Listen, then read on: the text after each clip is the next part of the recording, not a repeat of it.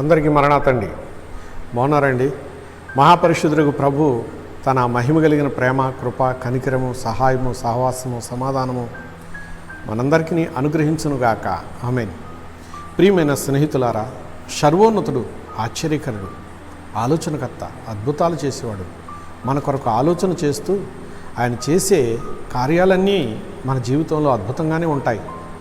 ప్రియులారా, ఇక్కడ ఆయన మాటలను చూద్దాం. మనము కీర్తన గ్రంథము 121లో 6వ వచనాన్ని మనం చూసినట్లయితే, పగలు ఎండ దెబ్బ అయినను నీకు తగులదు, రాత్రి వెన్నెల దెబ్బ అయినను నీకు తగులదు అని వ్రాయబడి ఉంది.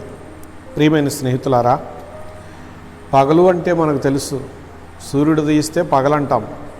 ప్రియులారా, ఈ సూర్యుడు ఉదయించినటువంటి పగటి కాలంలో మనము పగలని పిలుస్తున్నాం. గొప్ప వెలుగుతో నింపబడుతుంది. రాత్రికాల సమయం అంటే చంద్రుడు ఉదయిస్తాడు. ప్రియులారా, నక్షత్రాలు ఉద్భవిస్తాయి, కనబడతాయి ఆకాశంలో మనకు. ప్రియులారా, దీన్ని మనం రాత్రి అని అంటాము. అయితే ఇక్కడ దేవుడు సెలవిస్తున్న మాట ఏమిటంటే, దేవుని పోలికలో ఉన్నటువంటి ఓ మానవులారా, పగలు ఎండ దెబ్బైనను నీకు తగులదు అని దేవుడు వాగ్దానం చేస్తున్నారు. వేసవి కాలంలో విపరీతమైనటువంటి ఎండలు కాస్తున్నప్పుడు ఎండ దెబ్బ అంటే గాల్పు దెబ్బను ఎండ దెబ్బ అని మనం పిలుస్తూ ఉంటాము.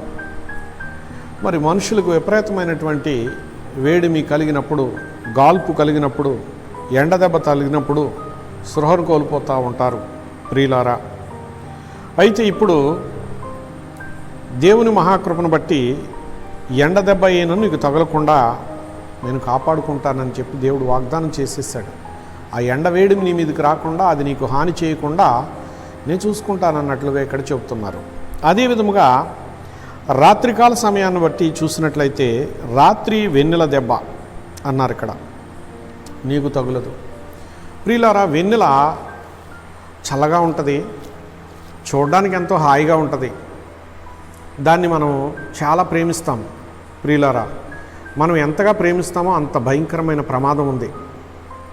ప్రియమైన స్నేహితులారా, ఏమిటా ప్రమాదం అని చూసినట్లయితే, వెన్నెల కూడా దేవుని పోలికలో ఉన్న మానవునికి దెబ్బ.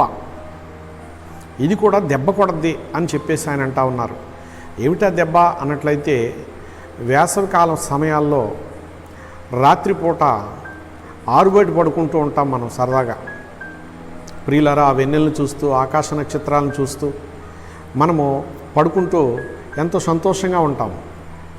ప్రియులారా, ఇక్కడ ఆ రాత్రి వేళ ఆ వెన్నెల్లో ఉండడం వలన అది కూడా మానవ శరీరానికి దెబ్బ కొట్టేటటువంటిది. ఎందుకంటే మన శరీరంలో ఉన్నటువంటి రక్తము వేగంగా ప్రవహించడం ప్రారంభిస్తుంది.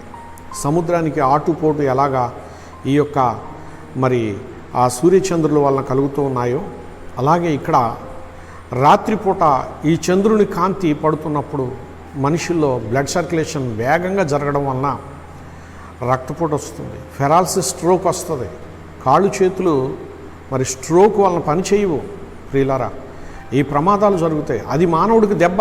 కాబట్టి అలాంటి దెబ్బ నీకు తగలకుండా నేను కాపాడుతానంటున్నారు. అంటే వెన్నెల వలన దెబ్బ ఏంటి అని అనుకోవచ్చు. ప్రియులారా, ఇది వెన్నెల వలన కలిగే దెబ్బ.